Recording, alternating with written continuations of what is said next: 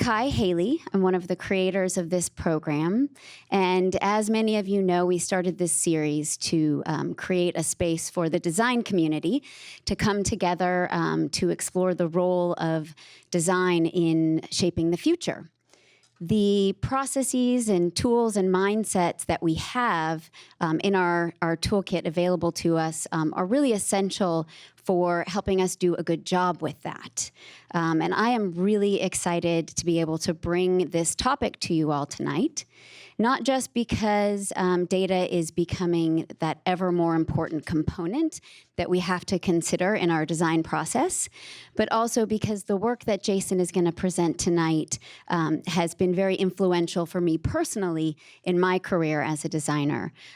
So I'm very excited to be able to have him share this work, which has been invisible largely for a while now, but is really valuable to Google. So it's really great that we're able to share it. Jason is a UX design manager for Google Shopping. He is responsible for all of the shopping experiences across Search, Assistant, and Google Express. He also has a background at Effective UI, an agency, and prior to that worked at Kodak on consumer electronics. He has a MFA from RIT in computer graphics and an associate's degree in illustration, minor in philosophy, lots of great background there. And most importantly, Jason has an incredible ability to keep white pants clean, even with two small children, which is something I was impressed with every day of the 3.5 years that I had the privilege of working with him. So with that, I'm going to hand it over to Jason. Thank you so much. Hi, everyone. This is a big topic. Design is data. And so in 30 or so minutes, it'll almost be impossible to cover every dimension of it. Right? So I'm going to try to tell a slice via a case study that focuses on a story about designing ads and the ad badge or the ads label on search. So you should learn a little bit about search, a little bit about designing ads on search, and how data plays a role in the design process. As Kai mentioned, the UX lead for Google Shopping, responsible for the consumer experiences on the shopping team. But I want to go further back in my career at Google to talk about my time leading the search ads UX team, a group of designers that design the ads that show up on search. Right? And I think when I talk to lots of designers outside Google, I usually get a quizzical look, like, what do you mean there's designers on search? And there's designers for search ads. Like search doesn't change. It's been the same forever, right? And I think that's a neat trick, right? It's literally our sort of ethos, right? Search has become ubiquitous for lots of users. And the idea here is to like design it in a seamless way. John Wiley is the former UX lead for Search, currently a UX director for the Daydream team. He had a saying that goes something like, Search is like trying to overhaul a 727 airplane while it's in flight and have none of the passengers notice, right? So I'll try to explain a little bit of how that works and talk about ads in specific here while we build our thesis. So what is data anyway, right? Data at its heart is just a bunch of facts. On their own, they don't do much, right? Whether they're specific facts, whether those facts are abstracted into numbers, which I think people sort of associate with data, or they're statistical, probabilistic, right? An accumulation of multiple facts, right? And data is everywhere. A random picture from my photo library. We were shopping for a few pots, ceramic pots, for some houseplants. And this picture has data. Right? There's a lot of ways to imagine what data is in the picture. Like I could tell you it's a grid of pixels. Each pixel has a hex code. Each pixel has a location in the grid. It's probably unexciting data, right? But data has a purpose in this story, right? Design is a purpose-driven activity, right? So let's imagine another kind of data. Like, does anyone sort of have a sense of what these numbers overlaid on the image might be? price, size. I see, like, this is good. All right, you guys are starting to realize there's lots of ways I could layer on data or extract data from this image. In this case, it's a diameter, right? The opening diameter of each of the pots, at least visible here. Right? It's just a number, like this uninteresting fact about this picture. Right? So let's isolate one. Right? There's a thesis that I want to start to weave in about data, right? About the purpose-driven nature of data. Like, it always starts with a problem. Like, you're trying to find something out. You're trying to derive something. So I could look at this image and say, well, what are the chances it's going to topple over? Right? Data can help you answer that question. Right? It might be unknowable, but you could probably fake it. You could say, well, what's the overlap of the base versus the base that it's on? What is perhaps the weight? What's the wind? What's the surface area of the pot? Is there something in it that's moving? Like, you could come up with a lot of things. Each of these things could be a data point. You could plug that data into some kind of formula or rubric for understanding. Right? You're getting a sense, like, it's data, data trying to solve a problem. There's a purpose. Perhaps there's a formula, a relationship between the multiple data points, right? And in the end, you'll end up with something that's probabilistic because you can't know that, right? It hasn't happened yet, right? And so that's the core part of the thesis here, right? Data is facts. But in order to do something with data, you have to start orienting your mind to getting the right data. Right? You have to know how to use data, right? You have to weave it into a product story, right? In the example I gave, that was a brief story of a probabilistic thing that was very hard to know, right? And I think that enters into a concept I want to enter, and that data cannot tell you everything. Data is as strong as the data itself. Right? In this case, trying to predict the future, it's hard unless you have a predictive model. There's many talks on machine learning. Right? That's one way of trying to predict. Right? And another concept that I want to enter into our lexicon is causality. Data is always interested in a causal relationship in many ways because that's how you derive power from storytelling.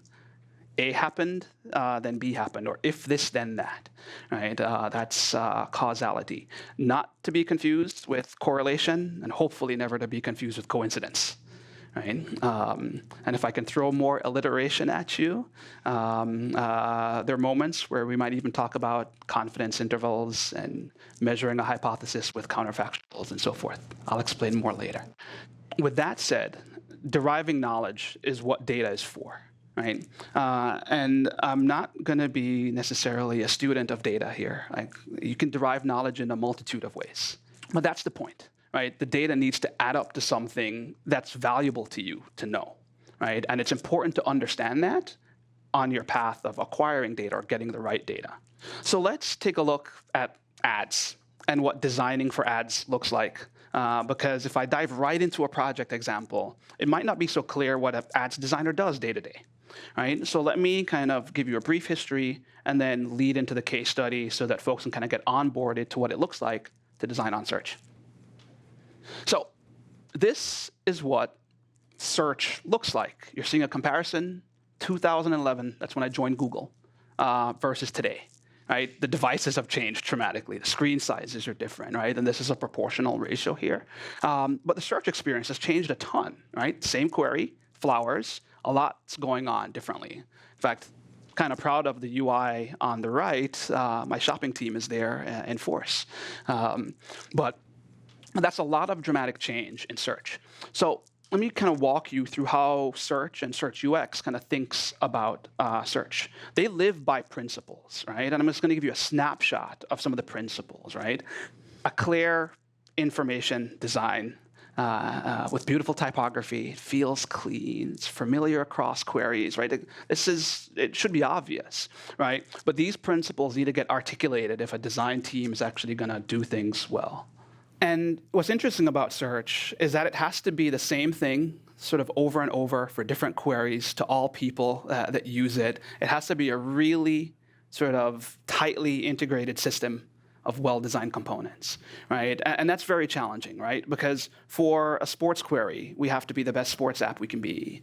For a shopping query, we have to be the best shopping app we can be, right? And search has to serve a myriad of user needs, right? And that makes it a very challenging design problem. And search at its heart is a query and answer system, right? And so to do that well, you kind of have to show that you understand the user, right? If that doesn't happen, then we're losing, right? And so this is just a snapshot of some of the principles that search lives by and that govern the design decisions that they make. Here is a visual of what Google search looked like in 2000. This is when AdWords was launched. This is when ads started showing up on Google. And that's kind of where my background starts to become relevant here. I was not at Google then, by the way. But some interesting data for you here. Like search, this was like 7 years before the iPhone. So it's largely a desktop world. Search was 20 million queries a day product back then. That's a long time ago, right? Now that number is, last time I checked at least, in like 2017, that number was about 3.5 billion. Right? That's just on desktop. Will not kind of give you a scaling of mobile, right? And that's old data, right? It's not even recent in the 2 years. And just to throw in a gratuitous but simple data visualization, because this is a talk about designing with data, right? That just shows you the scale of the product. And I think that's indicative of the metaphor that I gave in the beginning, sort of overhauling a 727. It's a really big 727, maybe a 747. I'm not even sure what the biggest plane is nowadays, right? But at its inception, search was something quite different than its competitors, right? The UI you see on the left is largely a directory. It has search as a feature, right? But it's asking the user to click one of many things, right? On Google, I don't want to be so prideful as to say restraint shown in design. It's just a belief that if we get search right, you don't need to click on anything else, right? And the design community at Google sort of believed in white space and the ability of white space to focus the user, right? So this is white space not for visual design's sake simply. It's white space for usability. It's an information design technique, right? These are the principles that search has to embody, and these are the principles that ads have to live by, right? Here, you're seeing a snapshot of search in 2010 when we introduced top ads, right? And this is ads not just on the right-hand side, but ads on the top. Notice that there's many ads on the right-hand side, just a few on the top. The idea here, if search is a query and answer system, ads can be answers. Perhaps not all, just the top slice that are hyper-relevant and actually useful to the user in the moment for the query, right? That's when we started to create this dynamic of, okay, there's some ads on the page, but some of them are of a quality threshold that are much higher. How do we design for those versus the others, right? When I joined Google, just a year after those top ads showed up, Project Kennedy happened. If anyone has heard of Project Kennedy at all, just a few people, so I'll explain. This was when Larry Page, our CEO at the time, sort of said, hey, we need to make Google more beautiful, right? Like all the products work, but they look like they're all crafted by different companies in some ways, right? And so this was the first cross-Google sort of like organically built sort of design system. It's the precursor to material design in many ways. And this was happening when I joined Google. And search had a project aptly named Manhattan, or Project Manhattan. Googlers love their tie-ins from Kennedy to Project Manhattan, to make search better, right? That was just about search in this world of Kennedy. So it went from this, pre-Kennedy, to that, right? Which I think was a powerful design change.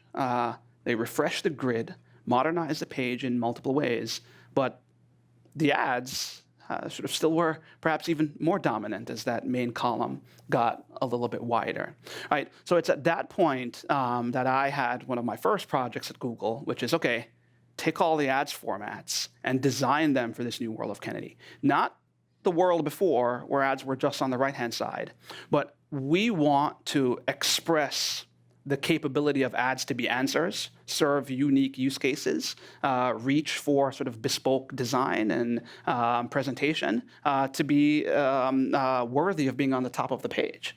Right? So this was what designing for ads looked like back then. Right? And it's interesting, like it's hard to tell on the projectors, but there's a yellow background behind some of them, the ones that sort of lived on the top ads. So a little bit about my team, now that you kind of get a sense of the kinds of things that we were designing back in 2011, right? Simple rubric for my team's mission in search ads: to design for user expectation, comprehension, and satisfaction. Like a really simple rubric. Search, users give you a query, right? They have a need. Right? So we need to anticipate. We need to serve their expectation. Right? With that need, the users are reading. Search is a textual reading interface. Right? Like, what is reading if users can't comprehend? So if we're meeting users' expectation by putting the right thing on the page, we must ensure that they're comprehending what we're putting there, and so that it's worthwhile. And that's where the last step comes in, right? We have to sort of assess the satisfaction of that. Like if we meet their expectation, if they can comprehend what we've put on the page, then we should sort of understand if we're satisfying the need and closing that loop. Right? A really simple rubric. Like, the interaction design on search is actually quite simple fundamentally, right? And as our team grew, and as ads became better answers, we had multiple expressions of what ads could be. Here you're seeing just the discrete formats that we had in ads in 2015, not to mention the fact that all of these can be combined in a myriad of ways with one another, right? So there's like a huge system underneath here, right? And ads are just only a fraction of search. Right. That system allows us to build and imagine new use cases, right? So there's a structured system, system of quote unquote single system of well-designed components, to use our friends in search UX's vocabulary. But this is kind of what my team was doing. So I'll just yet another visual of the structure of ads. And giving you a hint to the variations in the system and how we think about that design structure. And I'll touch briefly on another angle of data that really isn't the thesis here. Like, the text that you see in the ad is something we call data, right? And even that was something that we actively design, right? Even though an advertiser submits that data, like, we ask them to submit a certain kind of data. Right? The time that this was done, we asked advertisers to submit one kind of data, right? And as we designed for use cases, we realized, hey, that didn't make sense. Like, if user intent is sharded across multiple things, maybe we need to ask for a plethora of data and design specifically for that user intent with only a slice of the information from the advertiser. What you're seeing here is an interesting example of experiments we ran in search ads back in 2015 where you're seeing a smaller ad on the left-hand side with less interactivity, the blue links, right? Less information density, right? But higher click-through rate, 30% higher click-through rate. Right? That is abnormal, to use less space on search and have higher engagement, right? And that's all through serving the right data, meeting the user's expectation, focusing on comprehension with a structured presentation, and we're able to sort of understand satisfaction and see that in the click metrics, right? So just giving you an example of like what it's like to problem solve on search. You guys are all quiet though. Feel free to ask questions at any moment. So back to the ad badge. Here's what search looked like sort of 2013 after Kennedy. And here is what the ad badge does to the search page probably easier to tell where the ad is and where it isn't, right? Because that badge is quite distinct versus the yellow background that lived before, right? But this was a dramatic transformation for the search page, and I want to walk you through how we got there. This brings me back to my thesis. Like, the first thing that matters, even before a design problem like this comes your way, is to build intuition in an ongoing way. Right? This comes way before any of our design process logic. You have to build intuition and understand where it's coming from, what it's informed by. Right? It's a level of self-awareness that I would encourage everyone to sort of aspire to. Right? You have a notion that maybe I would do this way versus that way. And invariably at Google, someone will ask you to prove it. What's the data? Why do you believe the thing that you believe? Right? I'm a visual designer at heart. I studied graphic design. I don't have data for all the things I believe. Like, some of them are best practices. My professor told me. I don't know, right? That's not good enough in an organization that trades on data-based decision-making.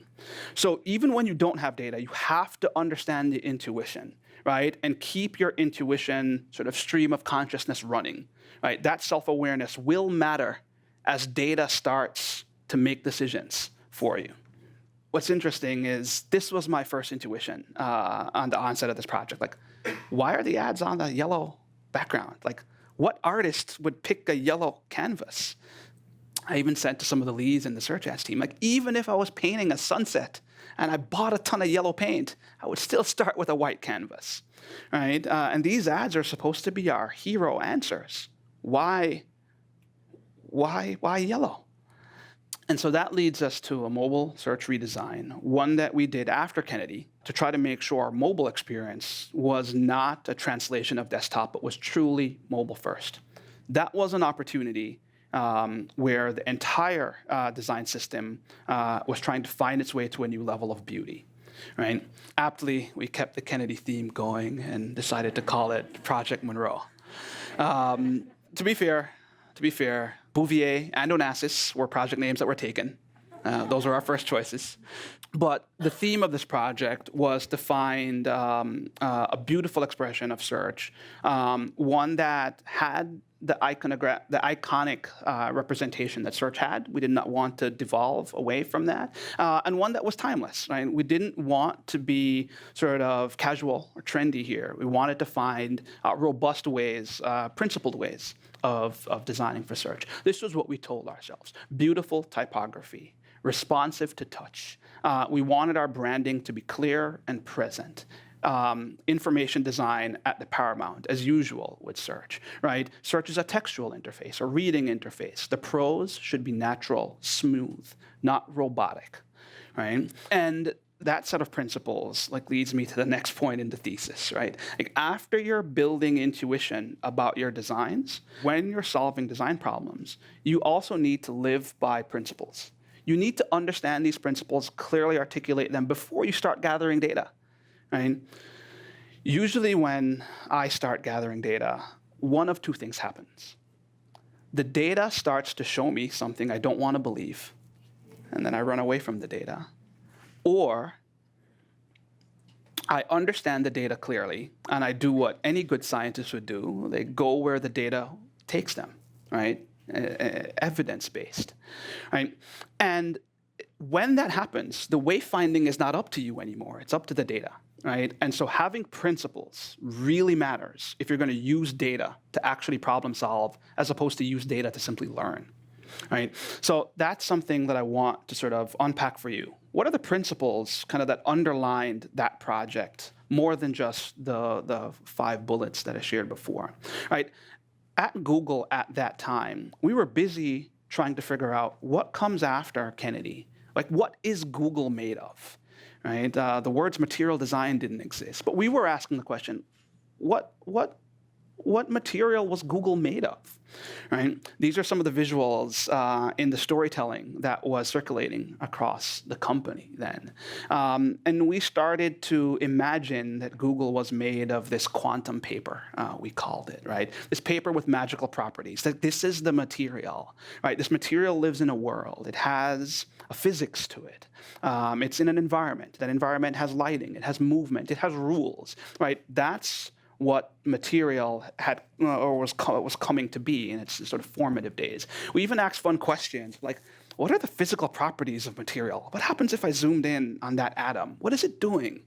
Does it behave in weird, unique ways? This is the storytelling that principles are born from, right? And then we started thinking about the ink, the way text and information gets rendered on this paper. How does that ink behave? Is it different from the properties of the paper? Right? And how do I construct interfaces with this new vocabulary? Right? It was fun to be sort of around while the formative days of material design were kind of coming together. And what I'm sharing with you guys are the kinds of questions and theory building and world building that existed at the time. So specific to this search project, right? Like we're looking at like subtle things, right?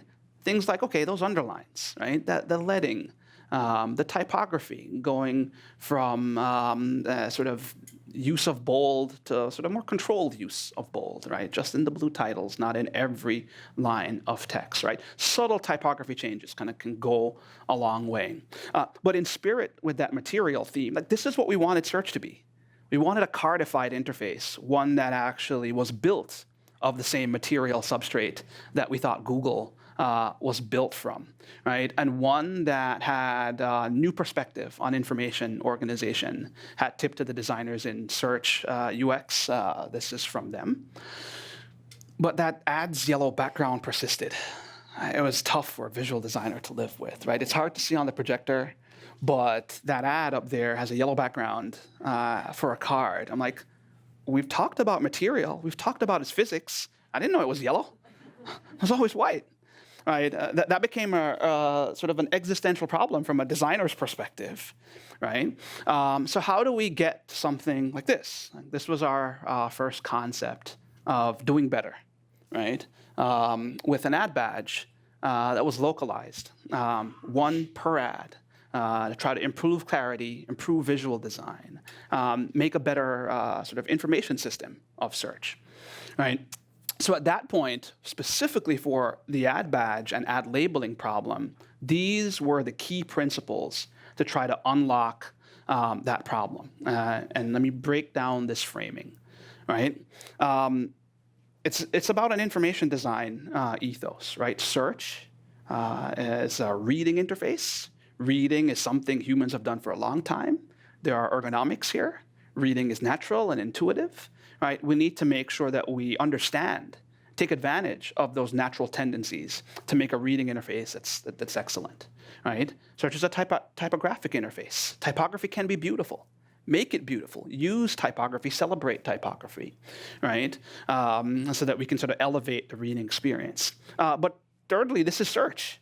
And search lives by metrics. Right? It works in a certain way, and it works well. Like we can't break search in trying to redesign it, right? So that becomes like sort of that third set of principles, right, that you need to make sure you fit your solution to all of these, no matter what the data is telling you, right? And that's where the dynamic and the tension starts to build.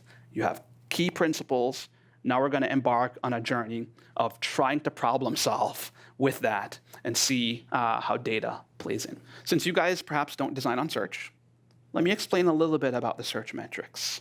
Right, there are a lot of metrics and data about search, much of which I can't talk to you about, right? Like revenue, right? Google's a revenue-earning business. Some of those metrics overlap with the revenue, right? Not going to talk about those, right? Sometimes we try to study detailed problems on search, but we have to do that in an anonymized way, right? And so there are lots of privacy rules, revenue rules that control data sharing. So what you're going to see me walk through here is the basics, right, that help you understand the framework for decision-making on search, right? The basics, largely, which are all publicly known, but this was interesting, right? Here is 3 search experiences that were largely all alike, right? Yeah, each one's different. Can anyone tell which one is Google here? Anyone want to give a guess? Someone's got to raise a hand. Say left, right, or center. Center? That's good guess. Awesome. Right. There are a few tells, right? But it's Yahoo, Google, and Bing going from, I guess, what now is my left to right. And so there's a reason they're all the same, right? We're all looking at the same metrics. There is a local maxima here, no question. Right? And so looking at Google, like, let me kind of unpack some of the rationality behind that local maxima. Like, here's a heat map of search results. Some of these heat maps, I can tell, are click behavior. Some of the other heat maps are based on eye tracking. You can do a search and probably find any number of bloggers, industry watchers, studying search, right? So this is typical. But if you look closely, they're all one similar kind of pattern. Right? Like, folks read starting from left going to right. They read top to bottom. There is a locus of activity in the upper left, right? And if you look even more closely, you'll see that there's a rhythm, right? This is what that rhythm looks like. We kind of call it the scan pattern. It's sort of an induced reading pattern because of the nature of search. People want to go one result at a time, and they move to the second result if the one that they're looking at or the previous result didn't meet their needs. There's just staccato rhythm down the search page. Right? So let's move the search results away. Just look at that rhythm. Right? Here's the ads problem. Users have a rhythm, and we're fighting that rhythm with this logic of a background, right, in terms of a background color. In fact, much of that background's value is away from the scan pattern, away from the reading pattern. It's off to their right, if you will, right? And what's interesting is, in some cases, we have 2 ads, not 3, right, or 1. And so if a user gets trained that the ad pattern goes so deep, and we change that on them, it makes it even harder to learn conceptually, right? And so this was the key proposal. This is like information design basics, right? Like, change it. Right? Change it to something that lives with the scan pattern, that has the staccato rhythm of the scan pattern, right? Hopefully this is intuitive, right? It kind of was surprising to me at the time. Like, in hindsight, it seems obvious, right? But this was an industry standard, these different background colors, if folks remember a few years ago, right? So this is the key insight. And it allows for flexibility. It's better information design. If we needed to move ads around the page for whatever reason, we could. The labeling system held up. You couldn't do this with a yellow background, at least not without making search look ugly. So at that time, this is me stress testing the information design principles. So the old way of doing things was a layout variable, a color variable, another layout variable, 2 text variables, right? So multiple strategies to try to do one thing.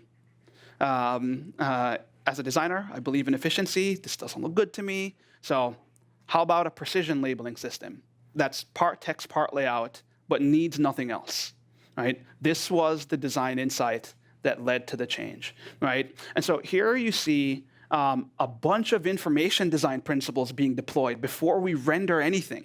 This is the kind of legwork that has to go into design at Google and at Google Search if you're going to stand the test of the data analysis that comes on the back end.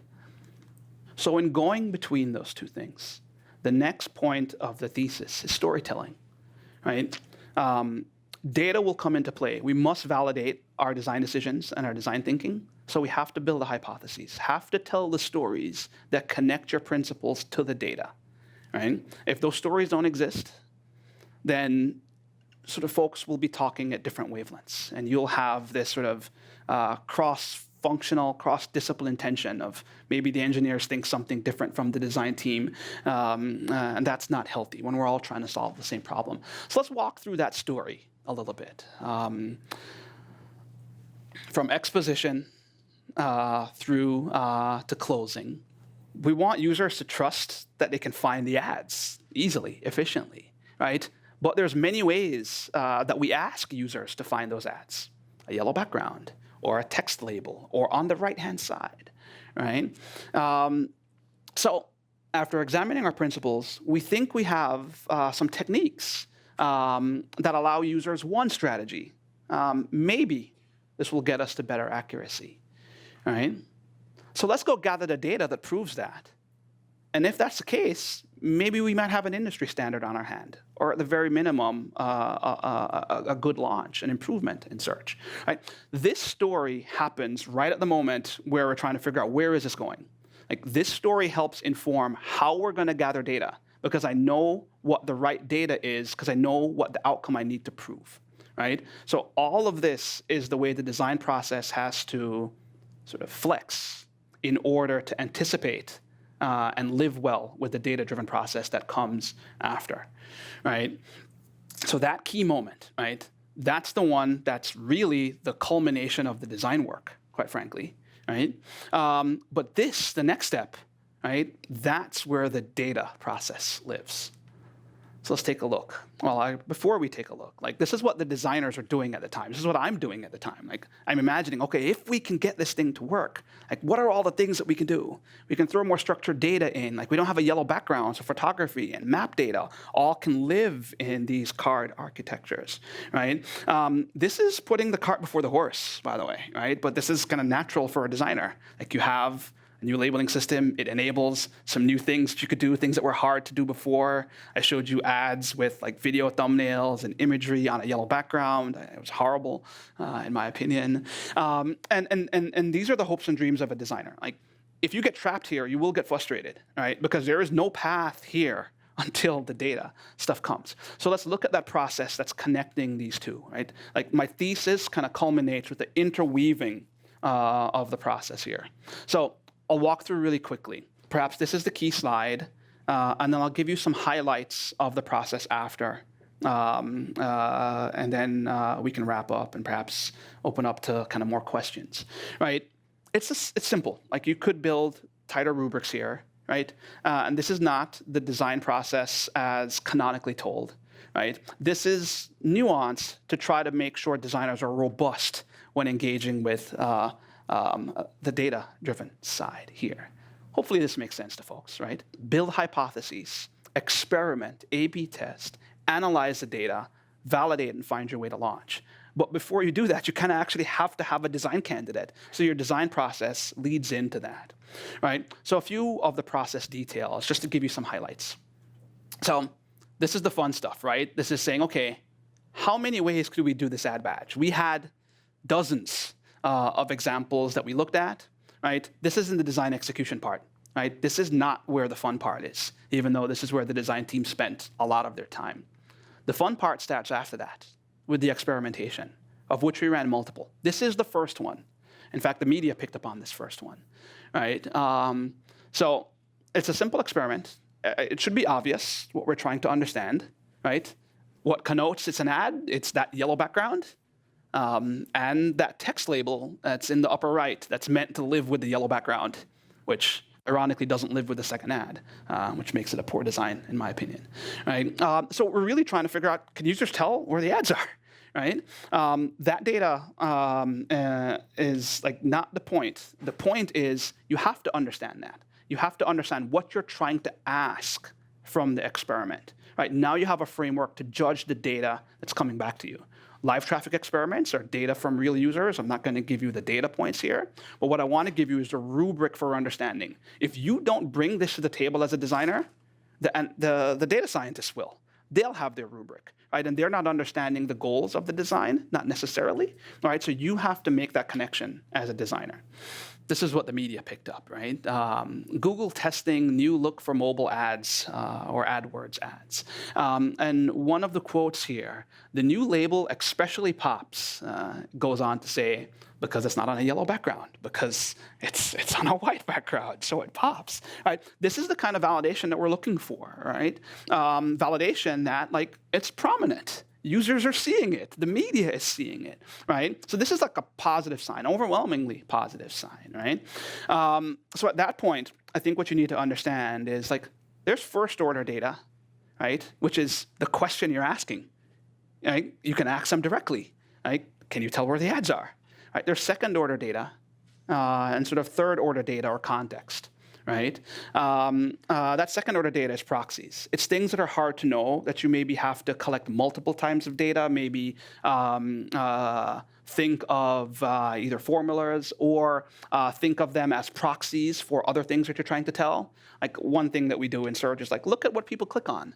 Like, it doesn't mean that's a good click, right? Maybe you are happy with the thing you clicked on. Maybe you're unhappy with the thing you're clicked on. So it's a weak signal on its own, right? And then there's tertiary bits, like does the design learn? So maybe they're behaving one way now, but another way a week later, right? How does it work on mobile versus desktop? Like, how does it work in different languages and different locations with different cultures, right? I'll give you an example of that cultural context to kind of show you how the understanding of data sort of flows. Like, all these graphs are that experiment.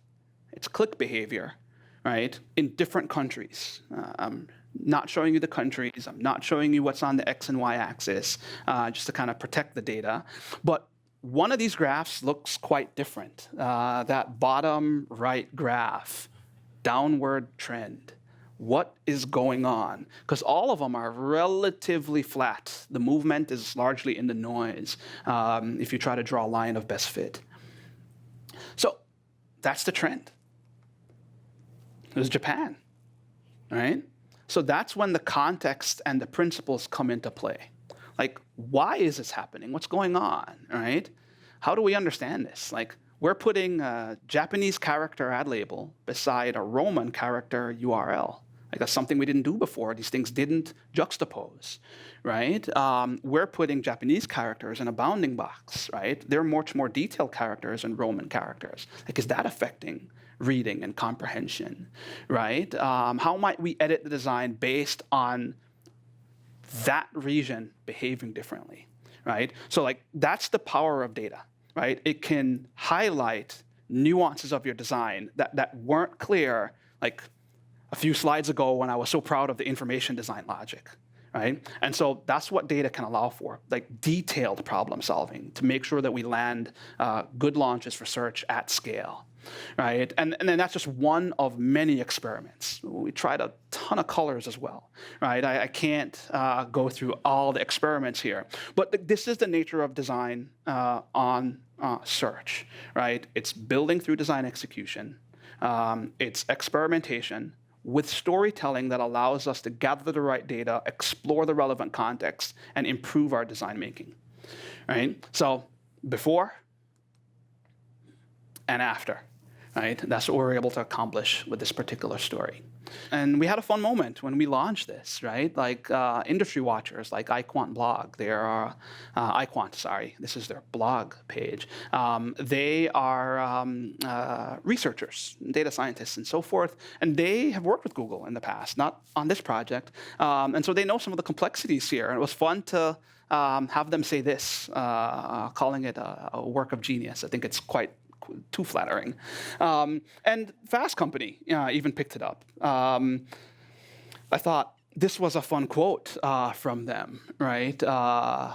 Even Google's crown jewel, its search results, accompanied by that money printing machine ads, right, have developed taste beyond the purview of a stereotypical Google engineer. And this is just for the ad badge, right? Which was awesome because they're talking about the ads here, right?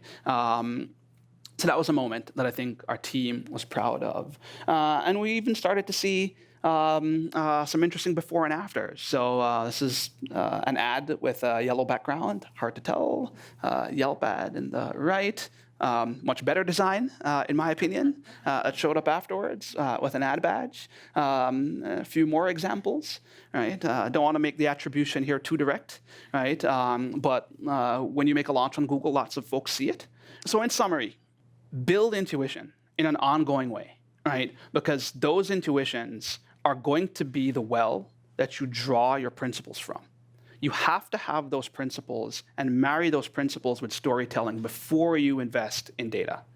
Those principles, that storytelling will help you get the right data, right? That way, data isn't leading you astray. And if data goes where you don't expect it, you should probably follow, right? Because you're clear on what your problem is. Right? And then once you get the data, analyze it, validate, that's how you actually end up making decisions. So that's my thesis on how to interweave data and a design-driven process. So I'll close with a quote from Charles Eames in an interview he gave in 1972. He was asked, "Does design admit constraints?" And his answer was, "Design depends largely on constraints." Right? And my follow-through on that is what data is there for is to help you understand those constraints with precision. So if I can leave you with a closing thought, design isn't data, to have a play on words in the speaker series, but quite frankly, data can make design better with precision, but it has to be guided with design intuition and design principles. Thank you. Thank you, Jason, so much. It was really great to see this incredible work shared. And I just want to say what a privilege it was. I worked with Jason for 3.5 years on this team. And thank you so much for helping me build my intuition as a designer in that process. So thank you. Thanks, everyone.